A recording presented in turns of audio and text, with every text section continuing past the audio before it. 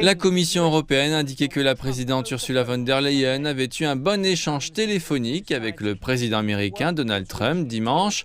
Cela alors que les deux parties continuent de travailler à la conclusion d'un accord avant la date limite fixée par Washington en avril pour les échanges commerciaux.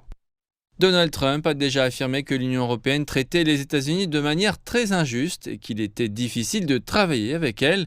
Selon les chiffres de l'UE, l'excédent commercial avec les États-Unis s'élevait à environ 58 milliards de dollars l'année dernière, mais les responsables de la Commission soulignent que c'est une relation qui a donné des résultats fantastiques des deux côtés de l'Atlantique.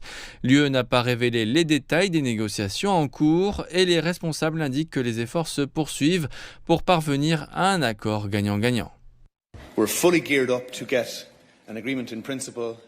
Nous sommes tout à fait prêts à obtenir un accord de principe d'ici mercredi et nous faisons tout pour cela.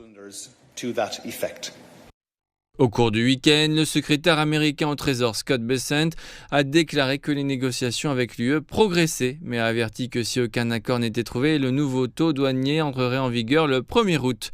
Washington a menacé de porter les droits de douane sur les produits européens à 50%, alors qu'ils sont actuellement de 10% depuis plusieurs mois. De plus, les États-Unis ont imposé des droits de douane de 50% sur l'acier et l'aluminium, ainsi que des droits de douane de 25% sur les voitures européennes. Si aucun accord n'est conclu, l'UE pourrait imposer à Washington des droits de douane de rétorsion sur des marchandises d'une valeur de plus de 100 milliards de dollars. Mais les responsables affirment qu'ils sont favorables à une solution négociée.